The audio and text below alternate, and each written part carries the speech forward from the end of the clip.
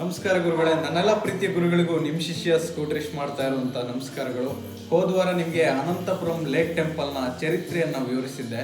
ಆದರೆ ಈ ವಾರ ಅದೇ ಟೆಂಪಲ್ಗೆ ಹೋಗಿ ಅಲ್ಲಿರುವಂಥ ಅಂದರೆ ಮೊಸಳೆಯನ್ನು ಮತ್ತು ಆ ದೇವಸ್ಥಾನವನ್ನು ತೋರಿಸುವಂಥ ಪ್ರಯತ್ನವನ್ನು ಮಾಡ್ತಾ ಇದ್ದೀನಿ. ಹಾಗಾದರೆ ಬನ್ನಿ ಶುರು ಮಾಡೋಣ. ಗುರುಗಳ ದೇವಸ್ಥಾನದ ಎದುರುಗಡೆ ಬಂದಿದ್ದೀವಿ. ಇವತ್ತು ಸಂಡೇ ಆಗಿರೋದ್ರಿಂದ ತುಂಬ ಜನ ಇದ್ದಾರೆ, ನೋಡ್ಬೋದು.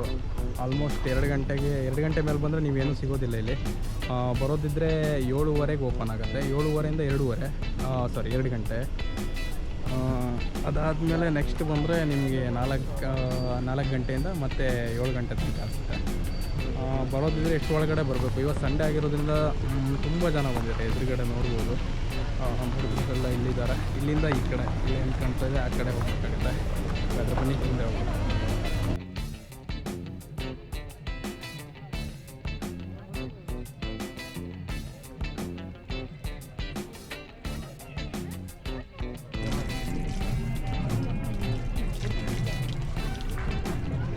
ಎಲ್ಲ ದೇವಸ್ಥಾನಕ್ಕೂ ಹೋಗ್ಬೇಕಾದ್ರೆ ಕೈ ಕಾಲು ತೊಳ್ಕೊಂಡು ಹೋಗ್ತೇವೆ.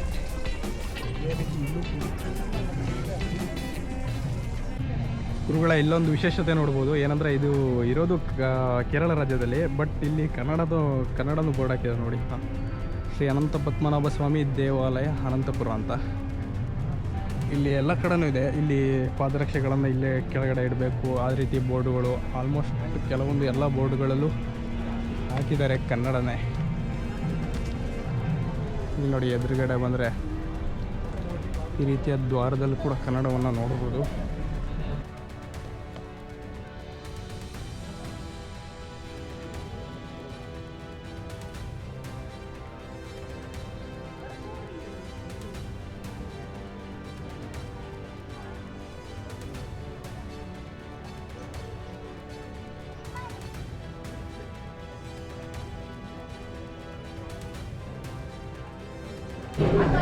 ಗುರುಗಳ ಇಲ್ಲಿ ಒಳಗಡೆ ಬಂದರೆ ದೇವಸ್ಥಾನದ ಒಳಗಡೆ ಹೋಗುವಂಥ ದಾರಿ ಇದು.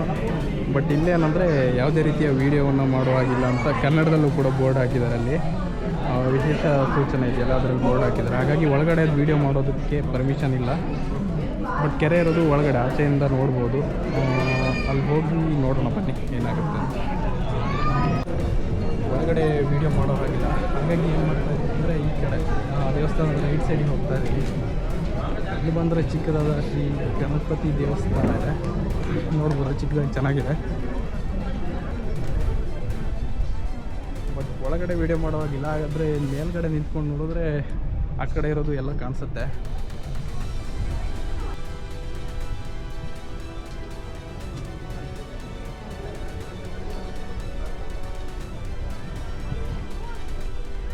ಮೊಸಳೆ ಇರುವಂಥ ಕೆರೆ ಬಂದು ಇದೆ. ಮೊಸಳೆ ಎಲ್ಲಿದೆ ಅಂತ ಗೊತ್ತಿಲ್ಲ, ನೋಡೋಣ. ಇಲ್ಲಿದೆ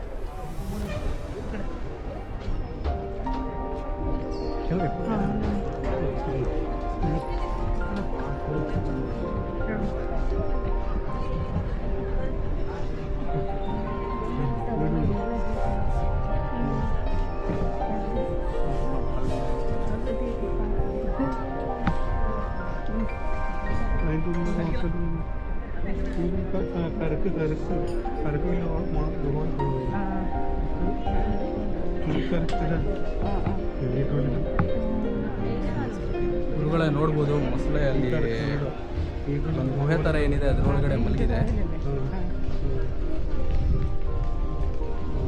ಕೆಲವೊಂದು ಟೈಮಲ್ಲಿ ಇಲ್ಲೇ ಇರುತ್ತೆ, ಬಟ್ ಪೂಜೆ ಟೈಮಲ್ಲಿ ಎಲ್ಲಿ ಹೋಗುತ್ತಂತೆ. ನನಗೂ ಗೊತ್ತಿಲ್ಲ, ಫಸ್ಟ್ ಟೈಮ್ ಬಂದಿರೋದು ನಾನು ನೋಡ್ತಾ ಇದ್ದೀನಿ. ಇಲ್ಲಿಂದ ತೋರ್ಸೋಕ್ಕಾಗ್ತಾಯಿಲ್ಲ ನನಗೆ, ಸ್ವಲ್ಪ ಒಳಗಡೆ ಅಲ್ಲ.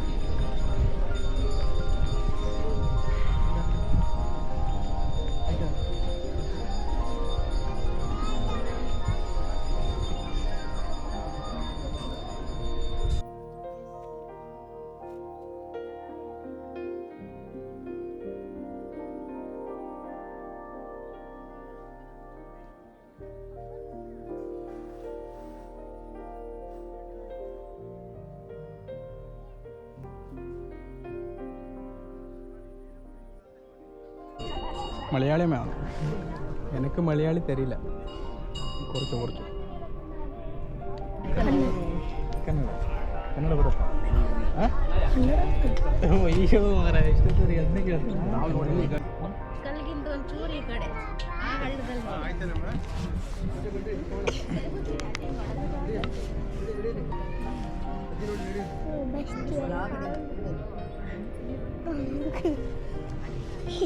ಹಾಯ್ ಗಾಯ್ಸ್ ಹೇಳು ಹಾಯ್ ಗಾಯ್ಸ್ ಹೇಳಿ ದೇವಸ್ಥಾನದ ಬಗ್ಗೆ ಸ್ವಲ್ಪ ಹೇಳು.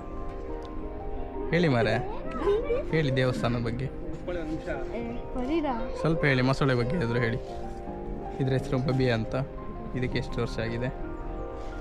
ಗೊತ್ತಿಲ್ಲ. ಹಾಂ, ಇರ್ತದೆ ಒಂದು ಮೊಸಳೆ ಇದ್ದು ಅದು ಸತ್ತೋಗಿ ಇದು ಪ್ರತಿಷ್ಠೆ ಆಗಿದ್ದು. ಇದು ಪ್ರತ್ಯಕ್ಷ ಆಗಿದ್ದಾ? ಅದು ತಂದು ಬಿಟ್ಟಿದ್ದಲ್ಲ? ಅಲ್ಲ, ಅದಕ್ಕಿಂತ ಹಿಂದೆ ಒಂದು ಮೊಸಳೆ ಇತ್ತಂತಲ್ಲ? ಅದು ಸತ್ತಿದೆ. ಅದಾದ್ಮೇಲೆ ಇದು ಮೂರನೇದು ಈಗ. ಅದು ಸತ್ತು ಇದಕ್ಕೆ ಎಷ್ಟು ವರ್ಷ ಆಗಿದೆ? ಅದು ಗೊತ್ತಿಲ್ಲ, ಒಂದು ವರ್ಷ ಆಗಿರ್ಬೋದು. ಹೌದಾ? ಇಲ್ಲಿ ಅಲ್ಲಿ ಗುಹೆ ಇನ್ನೊಂದು ಅನಂತ ಪದ್ಮನಾಭ ದೇವಸ್ಥಾನಕ್ಕೆ ಹೋಗುತ್ತಂತಲ್ಲ, ಇಲ್ಲಿ ಅದು ಅದು ಅಲ್ಲಿ ಇದ್ದೆ ಮುಂಚೆ ಇದೆಯಾ? ತಿರುವನಂತಪುರ. ತಿರುವನಂತಪುರಂ ಹೋಗುತ್ತಾ?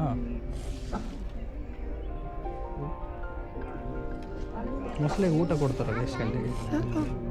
ಅಲ್ಲಿ ನೋಡು, ಎಷ್ಟು ಗಂಟೆಗೆ? ಗೊತ್ತಿಲ್ಲ ಎಷ್ಟು ಗಂಟೆಗೆ.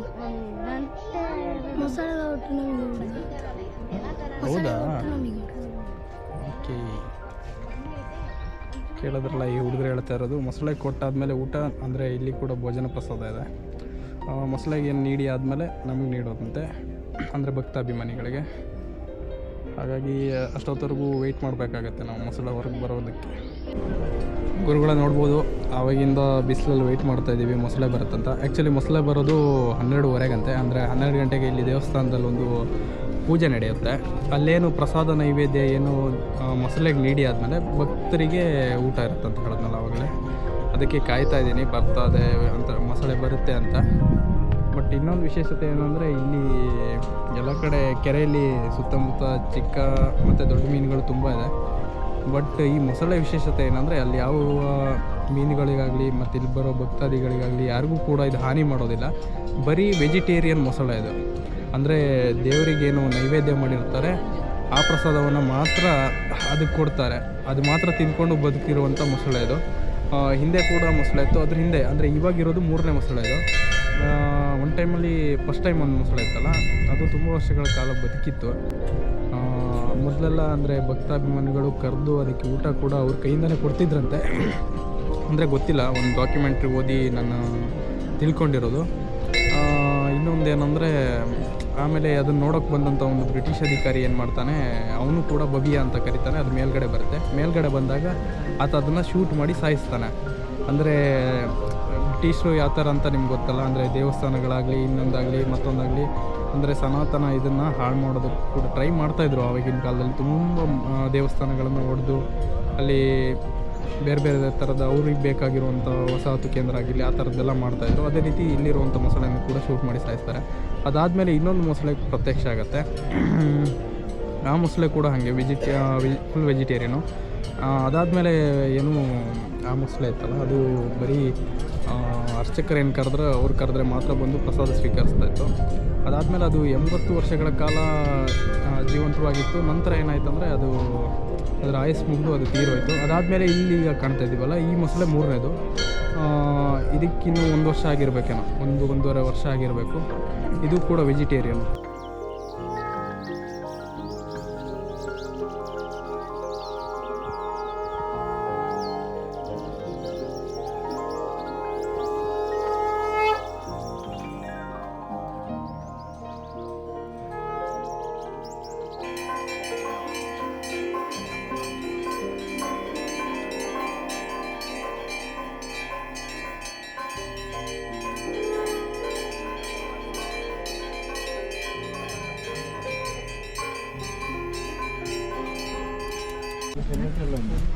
ನೋಡ್ಬೋದು, ಅರ್ಚಕರು ಪ್ರಸಾದ ನೈವೇದ್ಯನ ಇಟ್ಕೊಂಡು ಹೋಗ್ತಾ ಇದ್ದಾರೆ.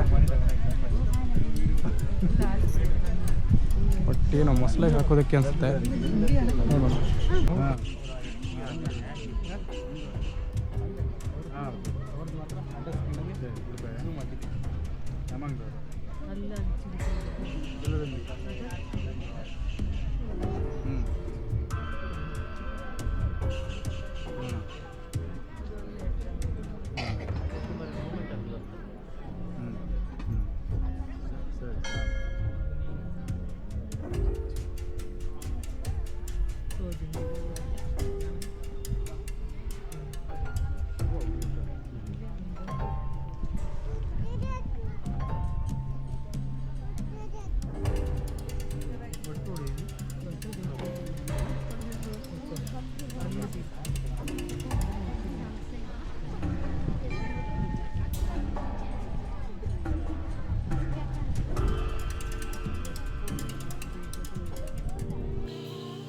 ಗುರುಗಳ ದಯವಿಟ್ಟು ಕ್ಷಮಿಸಬೇಕು. ದೇವಸ್ಥಾನದ ಒಳಗೆ ಮತ್ತು ಮೊಸಳೆಯನ್ನು ತೋರಿಸೋದಕ್ಕೆ ನನ್ನಿಂದ ಆಗಲಿಲ್ಲ. ದೇವಸ್ಥಾನದ ಒಳಗೆ ವಿಡಿಯೋ ಮಾಡೋದಕ್ಕೆ ಪರ್ಮಿಷನ್ ಇರಲಿಲ್ಲ. ಮೊಸಳೆ ಗುಹೆಯನ್ನು ಬಿಟ್ಟು ಹೊರಗಡೆ ಬಂದಿಲ್ಲ. ಹಾಗಾಗಿ ಎರಡನ್ನು ತೋರಿಸೋದಕ್ಕೆ ಸ್ವಲ್ಪ ಕಷ್ಟ ಆಯಿತು. ಈ ವಿಡಿಯೋ ನಿಮಗೆಲ್ರಿಗೂ ಇಷ್ಟ ಆಗಿದೆ ಅನ್ಕೋತೀನಿ. ಇಷ್ಟ ಆಗಿದ್ರೆ ಲೈಕ್ ಮಾಡಿ, ಇಲ್ಲಾಂದರೆ ಡಿಸ್ಲೈಕ್ ಮಾಡಿ. ನೀವು ಮಾಡುವಂಥ ಒಂದು ಲೈಕ್, ಒಂದು ಸಬ್ಸ್ಕ್ರೈಬ್ ನನ್ನ ಮುಂದಿನ 10 ವಿಡಿಯೋಗಳಿಗೆ ಪ್ರೋತ್ಸಾಹ ನೀಡುತ್ತೆ ಅನ್ನೋದನ್ನು ಮಾತ್ರ ಮರಿಬೇಡಿ. ಸಿಗೋಣ ಮುಂದಿನ ವಾರ ಹೊಸ ವಿಡಿಯೋದಲ್ಲಿ. ಅಲ್ಲಿವರೆಗೂ ಎಲ್ರಿಗೂ ಶುಭವಾಗಲಿ.